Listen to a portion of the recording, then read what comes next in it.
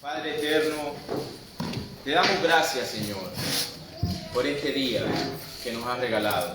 Te damos gracias por tu infinita misericordia, tu infinita bondad, Señor, mostrada a cada uno de nosotros. Señor, hoy recordamos, Señor, y estamos festejando tu encarnación, tu nacimiento, Señor, en este mundo. Señor, sabemos que no es la fecha específica, pero es lo que recordamos en estas fechas y en esta ocasión. Oh Señor, la verdad grandiosa, gloriosa y magnífica de que Dios se hizo hombre y vivió entre nosotros. Y vivió la vida que nosotros nunca pudimos vivir. Una vida de total obediencia a la ley de Dios. Y recordamos también que ese Jesús en el pesebre creció y murió. Murió una muerte sustitutoria por nosotros. Una muerte que nosotros debimos de haber sufrido. Nosotros debimos de haber estado clavados en esa cruz. Nuestros rostros debieron haber sido escupidos. Pero el tuyo fue escupido por amor a nosotros, Señor. Tú recibiste la lanza en tu costado. Tus manos fueron clavadas y tus pies clavados y derramaste hasta la última gota de sangre para redimirnos, para comprarnos como tu pueblo, como tu iglesia. Recordamos también, Señor, que tú resucitaste al tercer día y que estás sentado a la diestra de Dios Padre, intercediendo por cada uno de nosotros. Y todas estas verdades, Señor, son motivos de alegría y de gozo. Te pedimos, Señor, que en esta mañana nos ayudes a apreciar estas verdades. Nos ayudes a ver lo hermoso de estas verdades. Nos ayudes a ver las gloriosas verdades de tu Evangelio. Oh, Señor, que podamos maravillarnos. Perdónanos, Señor, porque muchas veces damos por sentado todas estas verdades. Muchas veces escuchamos estas gloriosas enseñanzas y no pasa nada dentro de nosotros. Señor, deberíamos de brincar llenos de gozo hasta el techo de alegría por lo que tú has hecho. Señor, ayúdame a predicar tu santa palabra. Mis palabras solamente son vacías, Señor, si no van acompañadas por el poder de tu Espíritu Santo. Prepara los corazones de tus hijos, Señor, de mis hermanos, para que podamos recibir tu palabra con toda reverencia, solícitamente, en amor, en gozo y paz, que podamos ser confrontados, Señor. Muéstranos nuestro pecado, muéstranos, Señor, nuestra fealdad, nuestra naturaleza pecaminosa, para que podamos ver a nuestro Salvador glorioso y hermoso y más brillante que nunca en esta mañana. En el nombre de Jesús oramos y por tu amor. Amén y amén. Amén. Amén. Pueden sentarse, amados hermanos. Como ya saben, el texto de esta mañana lo vamos a ver en Gálatas, capítulo 4, versículo del 1 al 7. Y no me equivoqué de nuevo. Quizás es una cita que no estamos acostumbrados a escuchar para estas fechas.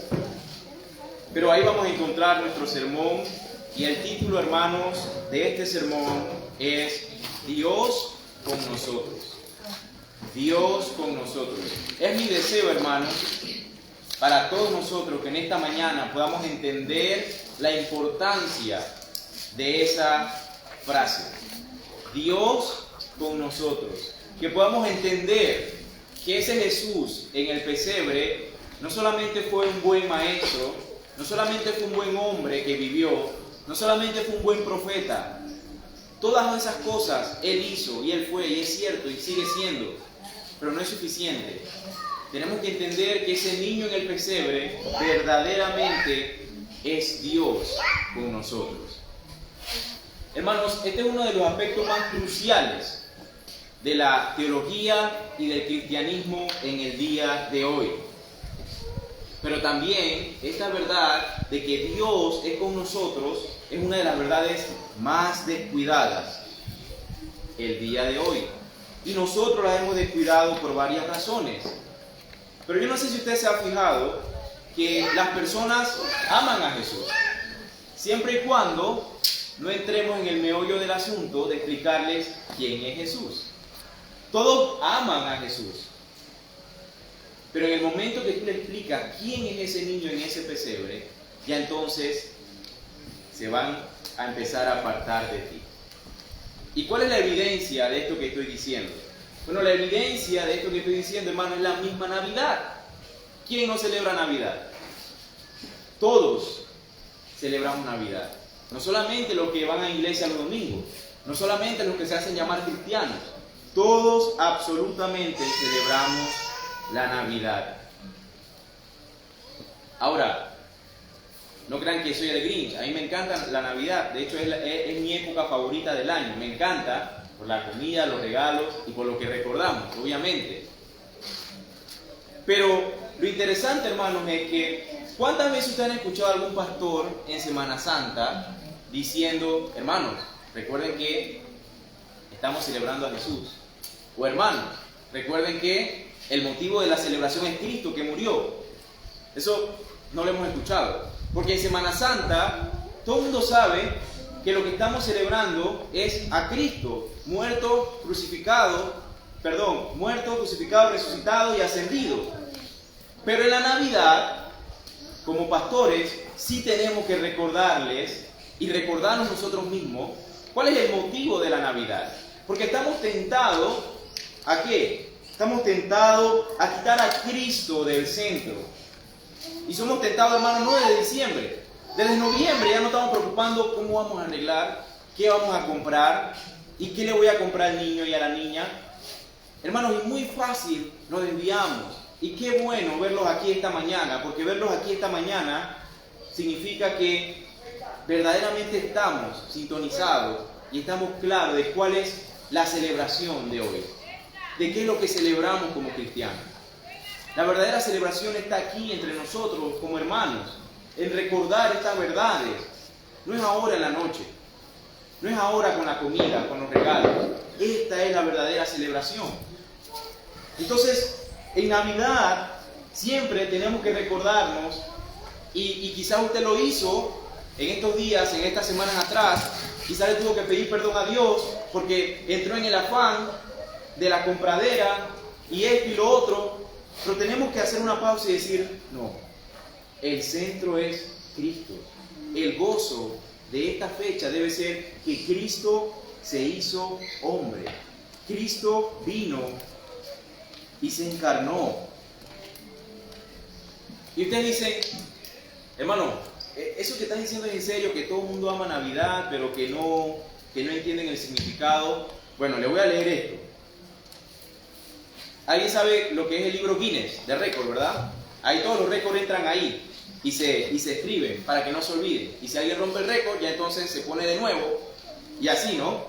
Bueno, según el libro Guinness de récord, escuchen esto, el arbolito de Navidad decorado más caro del mundo ha sido valorado en $11.026.900. Fue exhibido por el Palacio Emiratos en Abu Dhabi, Emiratos Árabes Unidos, en el 2010. Hermano, esto es increíble, porque si usted no sabe, esto es un país, Emiratos Árabes Unidos es un país musulmán que no creen en Cristo como Dios. Ellos creen que sí existió, pero fue solamente un profeta. Pero no creen en Cristo como Dios.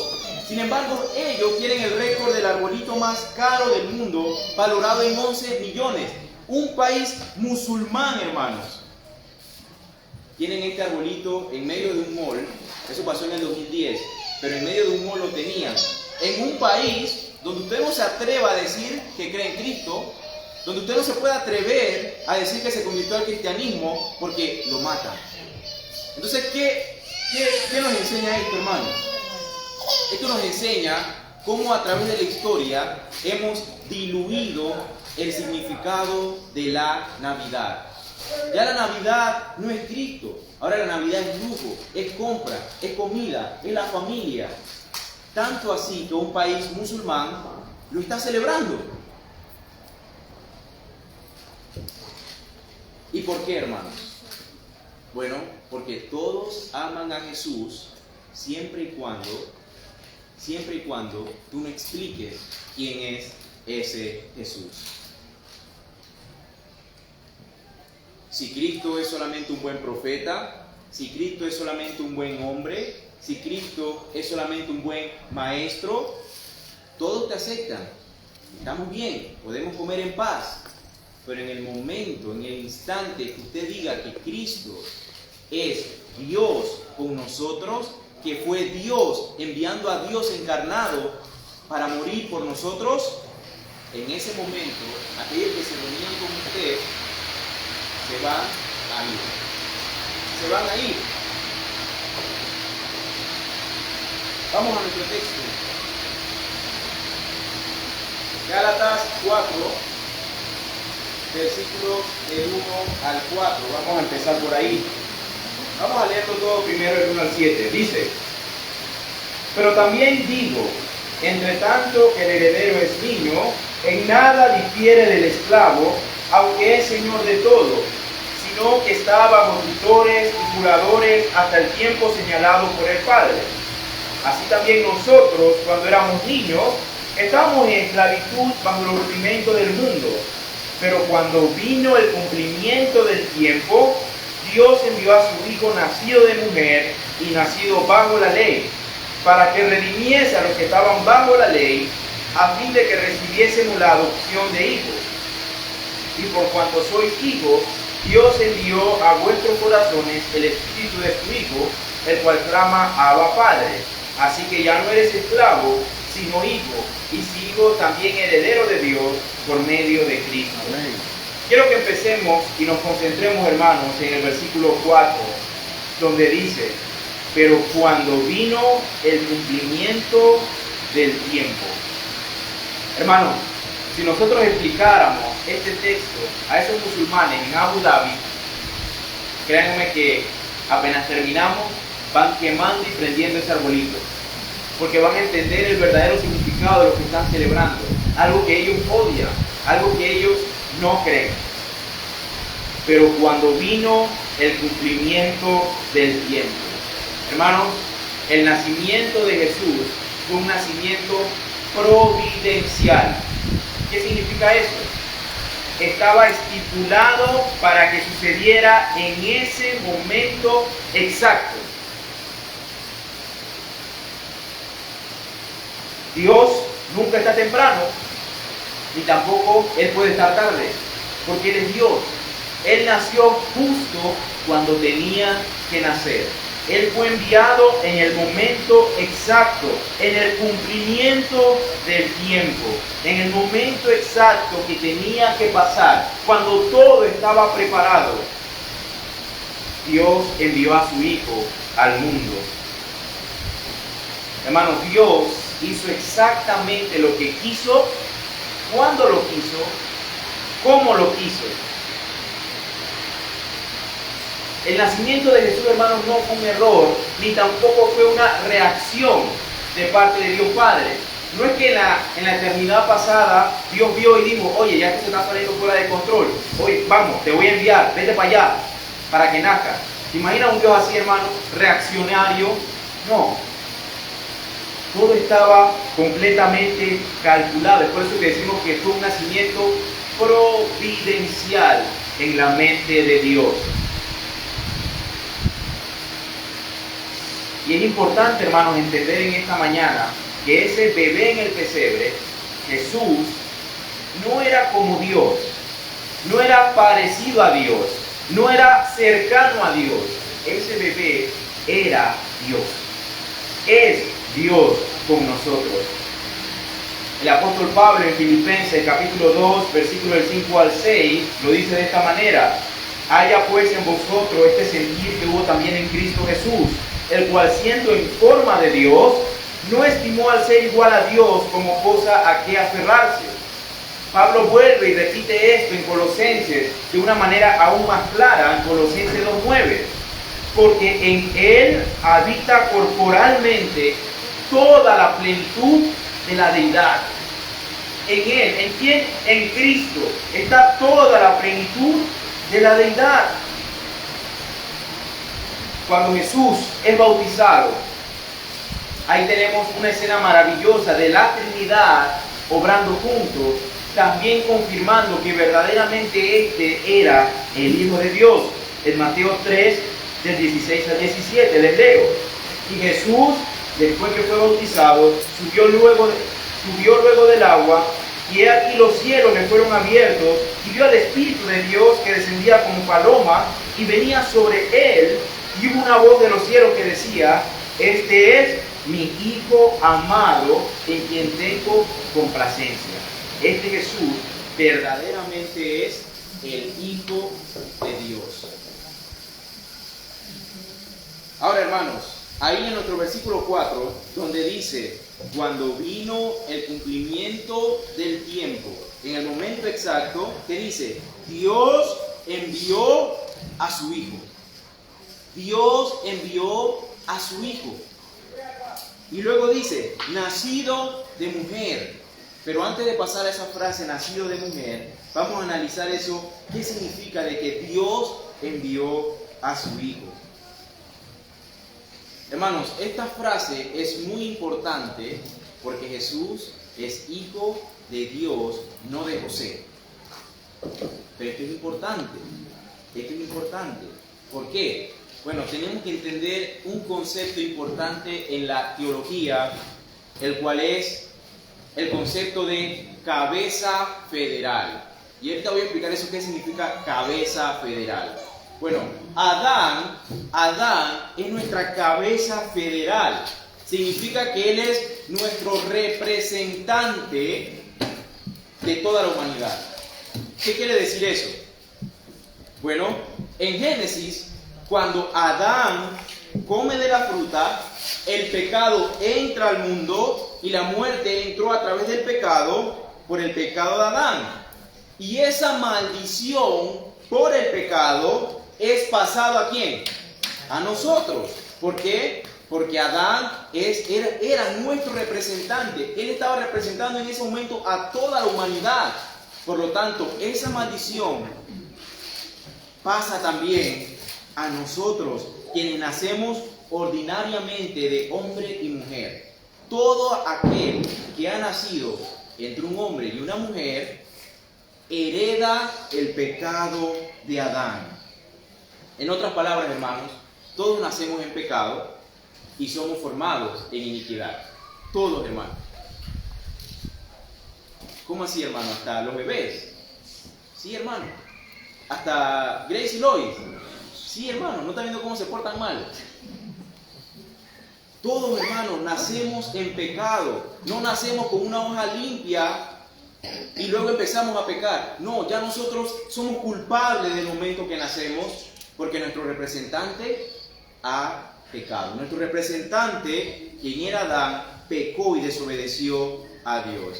Si usted quiere saber más de esto, puede tomar nota ahí en Romanos 5. Usted lee Romanos 5, hermanos. Pablo explica claramente lo que es este concepto como Adán, nuestra cabeza federal. Ahora, algunos argumentan y dicen, ¿cómo es que la muerte de Cristo en la cruz pudo salvar a todos? ¿Cómo es que la muerte de un solo hombre salva a muchos? ¿Cómo es que nos beneficiamos de muchas bendiciones solamente por ese hombre? Bueno, lo que pasa es que para entender a Cristo como nuestra cabeza federal también, primero tenemos que entender la de Adán.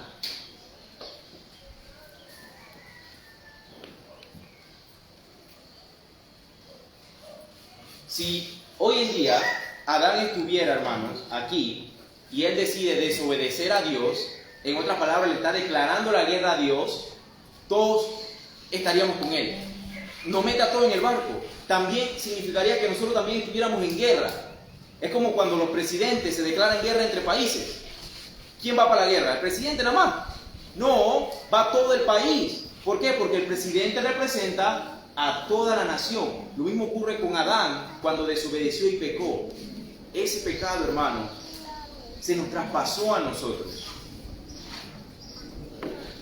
Entonces, hermano, lo que estamos diciendo aquí es importante es importante no solo por lo que se afirma, que es que Dios envió a su Hijo. ¿Cuál es la afirmación?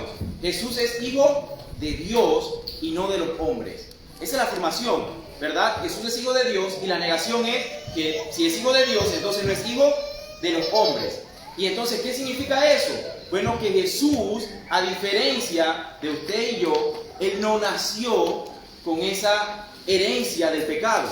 Él no nació bajo esa maldición del pecado en la cual usted y yo sí nacemos. ¿Está entendiendo eso? Eso es importante, hermano, que entendamos, porque si Jesús hubiera sido hijo ordinario de un hombre y una mujer, Él hereda también la naturaleza pecaminosa que tenemos tú y yo. Y entonces ya no puede ofrecer sacrificio. Ya no puede ir a la cruz. Por eso es importante esta frase. Dios envió a su Hijo. Jesús es Hijo de Dios, por lo tanto no es hijo de los hombres. ¿Ya? ¿Están siguiendo, verdad?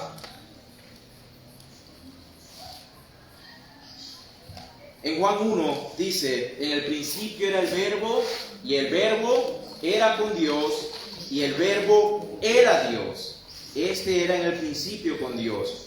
Todas las cosas por Él fueron hechas, y sin Él nada de lo que ha sido hecho fue hecho. ¿De quién están hablando? De Jesús. ¿Ya? Pero en el versículo 14 dice: y este Verbo se hizo carne. La pregunta es: ¿cómo se hizo carne este Verbo? Ya lo mencionamos. No de la misma forma, ¿verdad?, que usted y yo. No por medio de un nacimiento ordinario entre un hombre y una mujer. Isaías 7:14 había profetizado 700 años antes del nacimiento de Cristo. Isaías, miren lo que dijo Isaías. 700 años antes, hermanos, no fue de que 2 o 3 días antes. 700 años antes, Isaías dijo: por eso el Señor mismo le dará una señal. La Virgen concebirá y dará a luz un hijo y lo llamará Emmanuel. ¿Qué significa Emmanuel? Dios con nosotros. Ya Isaías lo había profetizado 700 años antes. La Virgen concebirá. ¿Qué locura es esta? Una virgen para la luz. No puede ser. Hermanos, y hay quienes no les importa defender el nacimiento virginal de Jesús. Ellos dicen que, bueno, si tú dices que María no fue virgen, no importa, el cristianismo no pierde nada, seguimos siendo cristianos. No, hermano. Si decimos que Jesús nació de una manera ordinaria, ya entonces toda nuestra teología se cae. No puede ser. Ellos están equivocados, hermanos. Él no pudo haber nacido de la misma manera. ¿Por qué? Porque entonces heredaría la culpa de Adán. Pero el Hijo de Dios no heredó la culpa de Adán. Él nació de una virgen. Entonces, ¿ahora qué tenemos? Tenemos a Jesús, Hijo de Dios, es decir, Él es verdaderamente divino, Él es verdaderamente Dios, pero luego nuestro texto nos dice nacido de mujer. Pero ahora tenemos que nació de una virgen, nació de una mujer, y Él también es verdaderamente hombre. Esto es lo que se conoce como la doble naturaleza de Cristo. Y esto es muy importante, hermano. Porque ahora tenemos a Cristo, que es Dios, pero que al mismo tiempo es hombre. Y esto no solamente es porque sí, ahora vamos a ver el por qué era necesario que tuviera la doble naturaleza de Dios y hombre. Entonces, Él es verdaderamente hombre, porque nació de una mujer, pero verdaderamente Dios, porque es Hijo de Dios. Tiene toda la divinidad con Él. Y el ángel vino y anunció, y sucedió tal cual como el ángel había dicho, que Jesús nació de una virgen. Ese fue el texto que leyó el pastor en la mañana. Bueno, ¿usted sabe algo? A veces hablamos de los nacimientos de los bebés como un milagro, ¿verdad? ¡Ay, qué milagro! Pero lo cierto es que no tiene nada de milagroso. No hay nada más natural y ordinario que el nacimiento de un bebé. Es tan natural que los doctores te dicen cuándo van a nacer, ¿sí o no? Te lo predicen. ¿Ya? Tu bebé va a nacer el 7 de agosto. Y es tan natural y ordinario que si se adelanta el parto o se atrasa el parto, ¿qué decimos? Ah, mira, el bebé se adelantó. No decimos el doctor se equivocó, sino el bebé se adelantó o el bebé se atrasó. Porque es algo tan natural y ordinario que lo pueden predecir muy precisamente.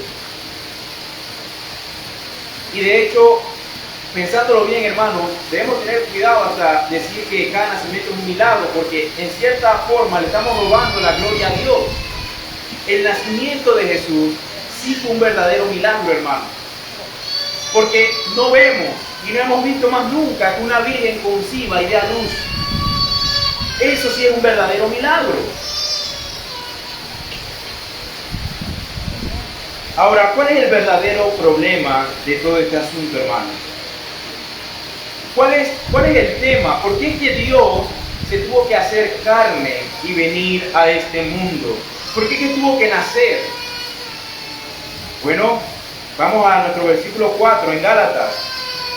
Dios, cuando vino el cumplimiento del tiempo, en el momento preciso, Dios envió a su Hijo, totalmente divino, nacido de mujer, nació de una virgen, ¿verdad?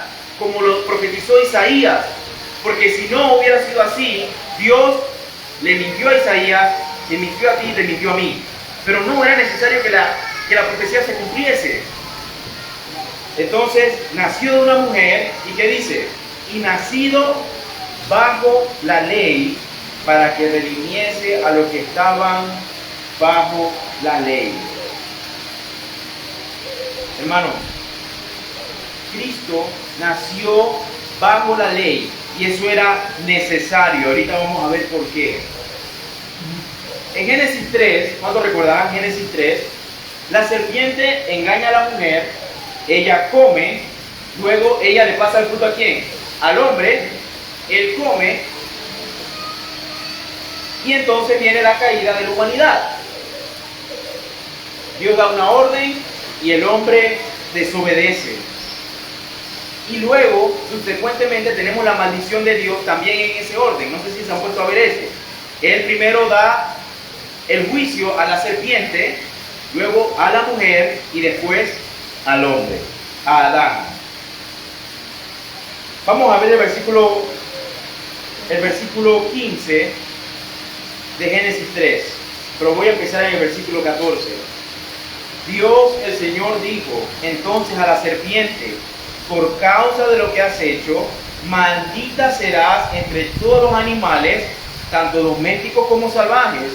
Te arrastrarás sobre tu vientre y comerás polvo todos los días de tu vida. Versículo 15: pondré enemistad entre tú y la mujer, y entre tu simiente y la de ella.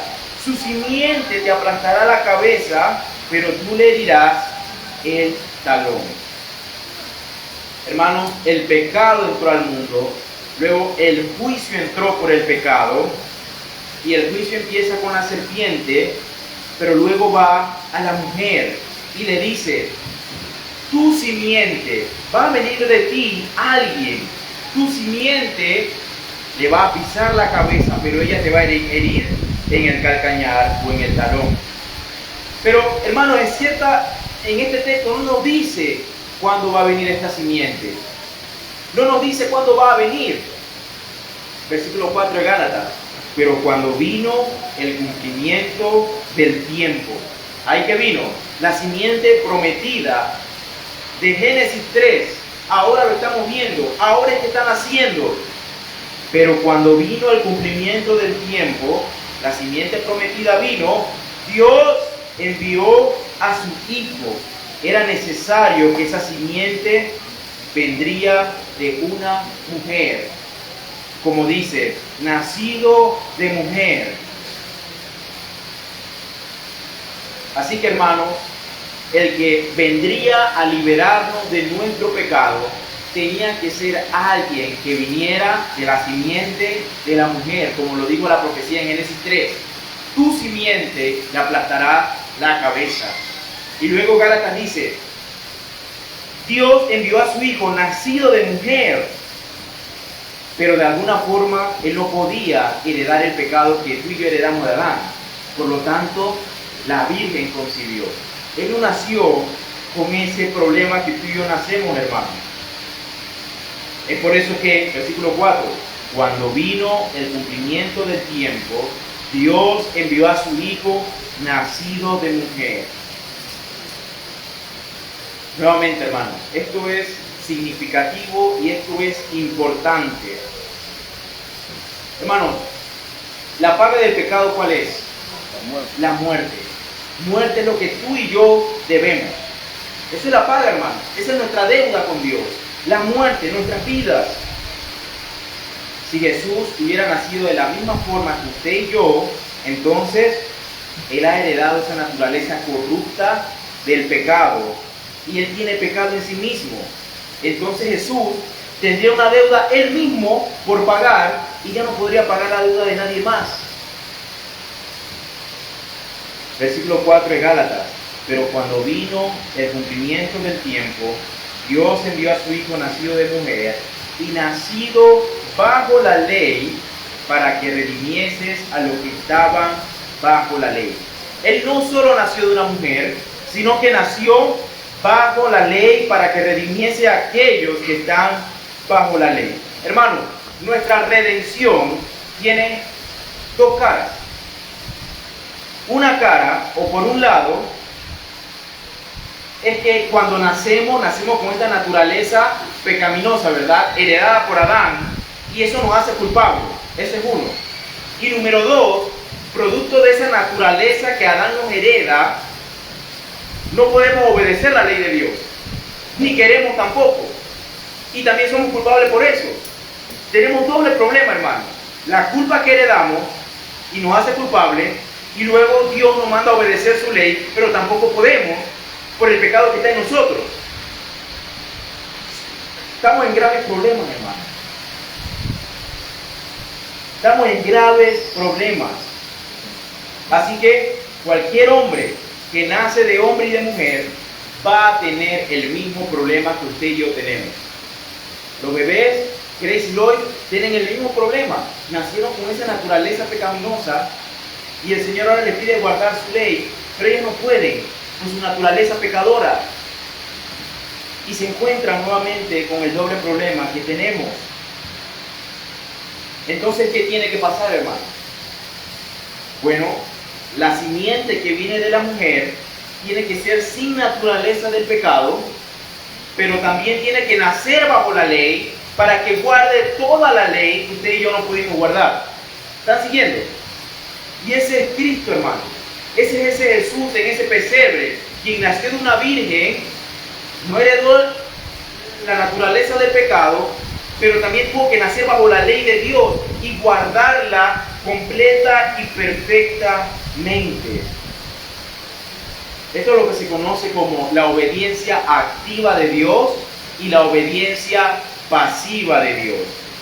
En su obediencia activa, Él guarda toda la ley y Él es completamente justo. Eso significa que Él puede imputarnos, Él puede darnos su justicia. ¿Por qué? Porque tú y yo no podemos pararnos delante de Dios siendo pecadores, hermanos, porque vamos a morir. Él es un Dios santo. Por lo tanto, si nos vamos a parar delante de Dios, tenemos que asegurarnos de estar completamente limpios. Y tú y yo podemos hacer eso cada vez que vamos en oración, porque Cristo cumplió toda la ley y su justicia te la da a ti para que ahora tú te pares delante de Dios completamente justo. Qué maravilloso, hermano. Ese es un lado. Pero ¿qué más tiene que pasar? En su obediencia pasiva, Cristo como hombre, Él puede, ¿por qué? Porque es hombre, ¿verdad? Nacido de mujer. Él es hombre, Él es verdaderamente Dios y verdaderamente hombre. Y como hombre, Él puede tomar tus pecados, cargarlos Él y morir en una cruz. Es por eso que era necesario la doble naturaleza de Cristo. Verdaderamente Dios para cumplir toda la ley, para que te dé tu justicia, pero a la vez verdaderamente hombre para poder cargar tus pecados y pagar por ellos en la cruz, la muerte que tú y yo debemos de pagar. Entonces, hermanos, cuando creemos en Cristo y su sacrificio, ocurre esta transacción gloriosa, hermanos. No hay transacción más hermosa y bella que esta transacción. No hay transacción más hermosa, hermano. Si yo levanto mi teléfono y veo la banca en línea y veo que quizás alguien se equivocó y por error me mandaron $1000, yo voy a estar contento, ¿verdad? Mentira, voy a tener que devolverlo. Pero si fue alguien que conozco, bueno, contento. Pero no se compara a la transacción gloriosa de que Cristo me da su justicia perfecta a mí y yo le doy el pecado horrible a Él. Y ahora puedo pararme delante de Dios como justo y sin pecado.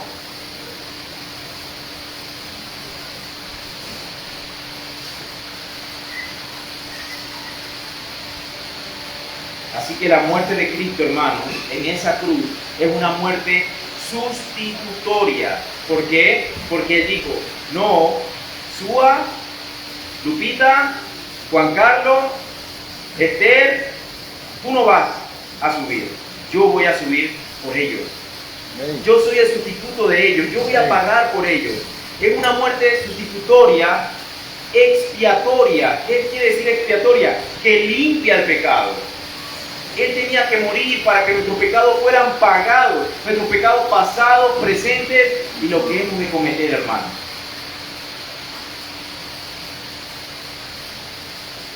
Él en esa cruz satisfizo totalmente la ira de Dios.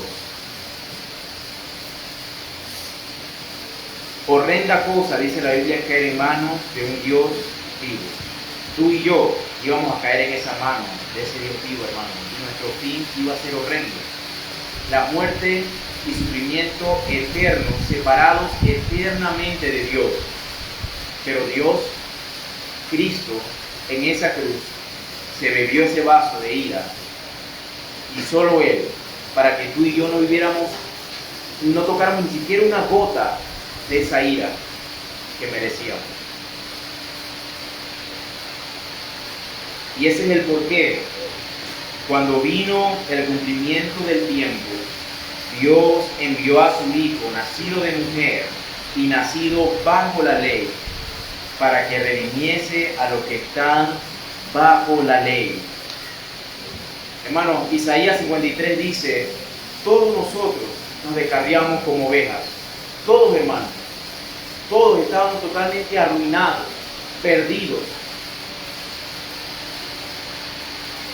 Pero ¿qué pasó? Dios el Padre, al que no conoció pecado, Cristo, por nosotros lo hizo pecado, para que nosotros fuésemos hechos justicia de Dios en Él, como dice el apóstol. Así que, hermanos, eso es el porqué de la doctrina. Eso es el porqué la doctrina sí importa. La doctrina importa porque tenemos que afirmar que Cristo nació con esa doble naturaleza. Si Él no hubiera nacido con esa doble naturaleza, no hubiera podido cargar el pecado en la cruz, ni tampoco nos hubiera dado su justicia perfecta, hermano. Es por eso que tenemos que procurar cada día ahondar en estas verdades, estudiar y escudriñar estas verdades, porque solo con estas verdades, hermanos, nuestros corazones cansados, tribulados, va a encontrar paz y alivio y gozo. Hermanos, al saber esta verdad, se puede acabar el mundo si quieren. No pueden quitar a mi familia si quieren. Pero yo voy a tener gozo y paz. Porque lo más difícil ya ha sido hecho, que es nuestra salvación. Ya somos salvos, hermanos, por la gracia de Dios, por medio de ese sacrificio. Hermanos, si Jesús hubiera sido solamente un buen hombre, Él pudo haber sido el mejor hombre que hubiera podido existir. ¿Y qué importa? No importa, hermano. porque no es suficiente que él solamente haya sido un buen hombre. Jesús pudo haber sido el mejor maestro y solamente maestro. Y qué bueno por los buenos maestros que tenemos. Pero, ¿qué me puede enseñar un buen maestro para quitarme el pecado? ¿Qué me puede enseñar un buen maestro para redimirme, para comprarme? ¿Qué me puede dar un buen maestro para darme justicia? ¿Qué me puede enseñar? Hermanos, si Jesús fue un buen hombre, un buen maestro y además solamente un buen profeta, es decir, no fue Dios, solamente un buen hombre, un buen maestro y un buen profeta, ¿qué puede hacer o qué puede decirme un buen profeta a mí? Aparte de decirme lo descarriado que estoy y el futuro que me espera, que es sufrimiento eterno, porque no puedo obedecer la ley de Dios, porque ya tengo una deuda por la cual yo no puedo pagar y lo que me espera solamente es el infierno. Gracias, te agradezco, me lo recordaste, qué bien, pero ¿qué puedes hacer para salvarme? No es suficiente decir que Jesús fue solamente un buen hombre, un buen maestro y un buen profeta. Era necesario que Él fuera verdaderamente Dios. Amén. Un Dios, alguien que no heredó la naturaleza pecaminosa, pero que al mismo tiempo es hombre. Él sí me puede dar salvación, Él sí me puede dar justicia, Él sí puede pagar por mis pecados.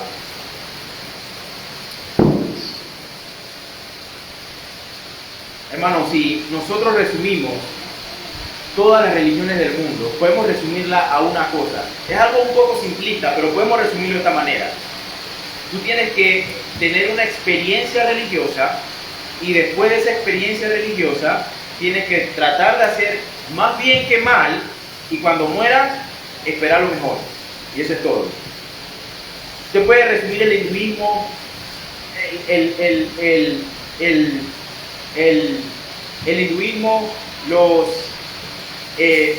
Buda, todas estas religiones, testigos de Jehová, mormones, todos estos hermanos, y al final le van a decir, bueno, tú tienes que tener una experiencia religiosa y después de eso tienes que tratar de hacer mucho bien y cuando mueras, bueno, espera lo mejor.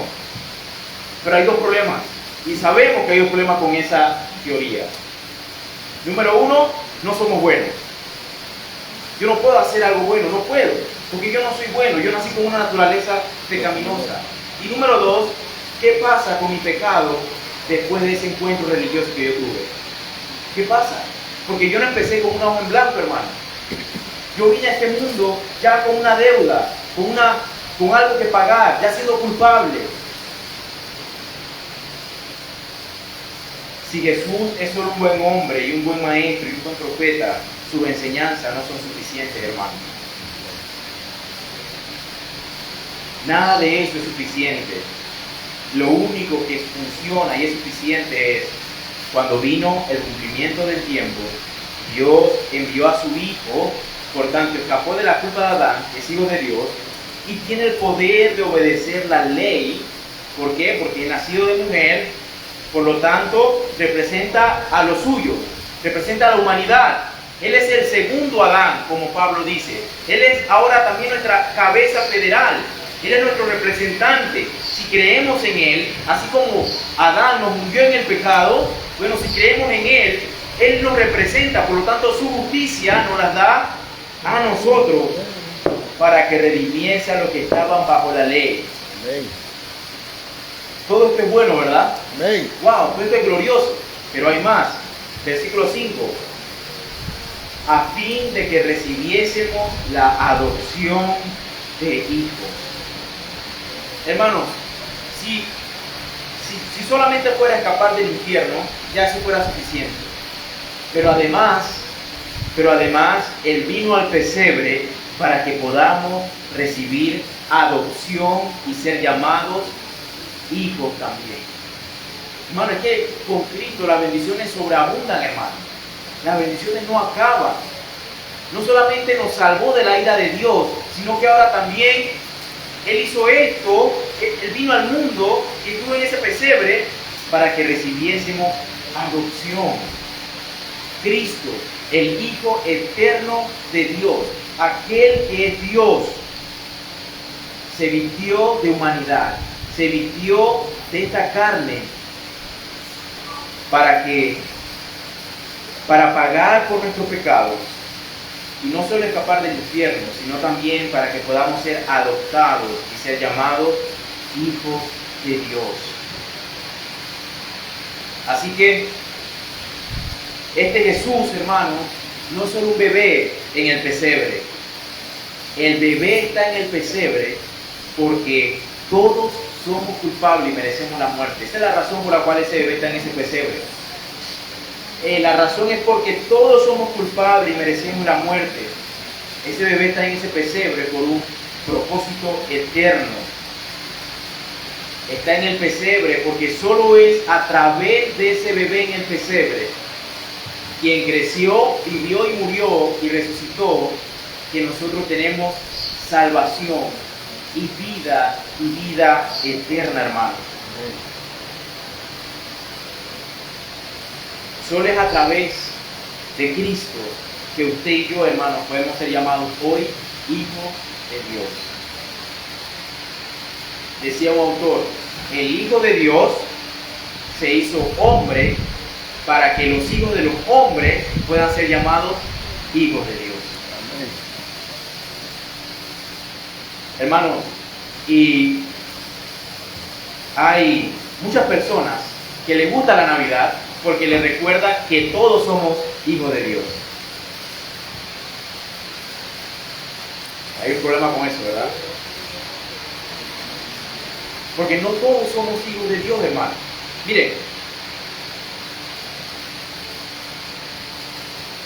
si yo y mi esposa decidimos adoptar a un niño, una vez se complete los papeleos y todo, y ese niño es adoptado, ahora ese niño sí es, se constituye parte de la familia. Ahora sí es verdaderamente hijo.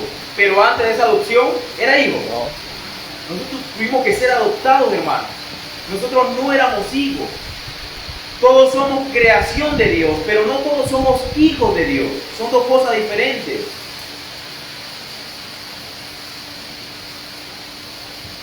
Romanos 5:10. Porque si siendo enemigos fuimos reconciliados con Dios por la muerte de su Hijo, mucho más, estando reconciliados, seremos salvos por su vida. Entonces, no solamente es que no eres hijo, si no crees, aún peor, eres enemigo de Dios. Hermanos, y suena feo, pero la realidad es más fea de lo que suena, hermano. ¿Y sabe qué es ser enemigo de Dios Todopoderoso, Creador, que va a venir a juzgar a vivos y a muertos, y que tu alma está en sus manos?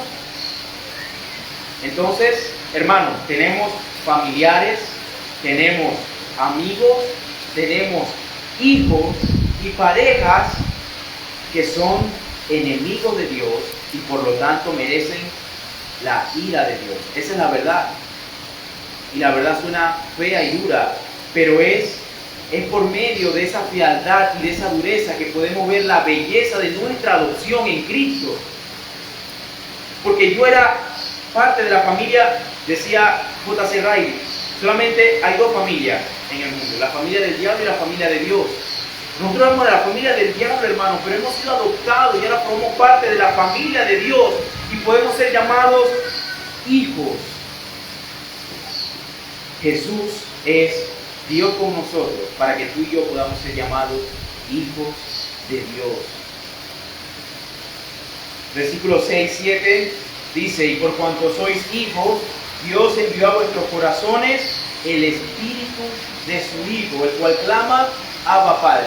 Hermanos, aquí tenemos la Trinidad obrando en estos versículos asombrosamente. Versículo 4, pero cuando vino el cumplimiento del tiempo, Dios Padre envió a su Hijo. Ya tenemos al Padre y al Hijo. Y ahora cuando somos hijos, Dios envía el Espíritu a nuestros corazones. Dios Padre y Espíritu Santo. Ahí está la Trinidad. Tres personas, una sola esencia. Versículo 7. Así que ya no eres esclavo, sino hijo. Y si hijo, también heredero de Dios por medio de Cristo. Ya no eres esclavo, hermano. ¿Esclavo de qué? Esclavo del pecado. ¿A cuántas personas tú conoces que quieren dejar de tomar, quieren dejar de fumar, quieren dejar las apuestas, la chinga, quieren dejar la infidelidad, las drogas, y lo intentan y no pueden, y vuelven y caen? Porque son esclavos, hermano. Bíblicamente no van a poder. Necesitan la obra milagrosa de Cristo en los corazones de ellos, cambiar ese corazón de piedra a un corazón de carne. ¿Por qué? Porque ellos no pueden. En su naturaleza pecaminosa está el quebrantar la ley de Dios día tras día. Y podrán dejar uno o dos pecados, pero seguirán pecando de otras formas. Y son esclavos y no se dan cuenta. Y ellos dicen, estoy viviendo mi mejor vida aquí y ahora.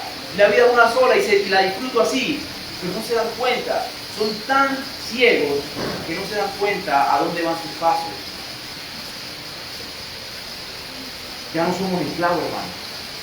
Cuando somos hijos de Dios, ahora ya el poder del pecado ya no está en nosotros. Ahora podemos agradar a Dios. Y ahora sus mandatos no son agravosos para nosotros, ya no nos cuestan. Ahora disfrutamos leer la palabra, ahora disfrutamos guardarnos en santidad para Dios. Ahora queremos ser fiel, ahora ya no quiero beber más, ya no quiero emborracharme más, ya no quiero drogarme más, ya le quiero ser fiel a mi esposa. ¿Por qué? Porque ya mi corazón ha sido cambiado. Así que, hermanos, esta doctrina es esencial. Dios con nosotros. Esta doctrina no es negociable. Sin Navidad no hay Semana Santa. Sin ese bebé en el pesebre no hay Semana Santa, no hay crucifixión, no hay cruz.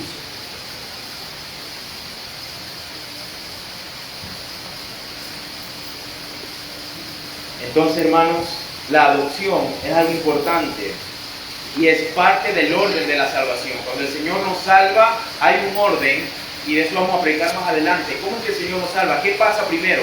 Bueno, el Señor nos escoge desde la fundación del mundo, luego nos llama, ¿sí? Luego nos justifica, luego nos santifica, nos adopta y luego nos glorifica. Ya cuando estemos en el cielo nos va a glorificar. Pero hay unos que se saltan un paso y es la adopción. En el orden de la salvación nos justifica, el Señor nos declara justo, porque Él sí cumplió toda la ley, ¿se acuerdan? Él nos declara justo y luego nos adopta y después nos santifica. Hermanos, vamos a leer el capítulo 12 de nuestra confesión de fe. Quiero que busquen la confesión de fe ahí, ya para culminar.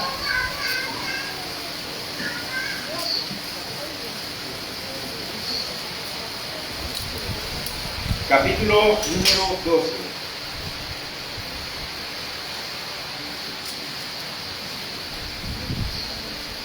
¿Qué dice nuestra confesión de la adopción?